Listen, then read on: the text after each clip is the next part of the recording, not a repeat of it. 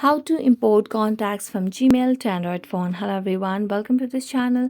I'm Emily and I'm here to help you out today. So without any delay, let's get started. So to import contacts from Gmail to Android phone, what you simply need to do is tap on the settings application of your device. Next, scroll down and tap on the Google option over here. So tap on Google. As you tap on Google, you'll be able to see your Google services. So tap on all services and then scroll down and then tap on Google Contacts Sync over here.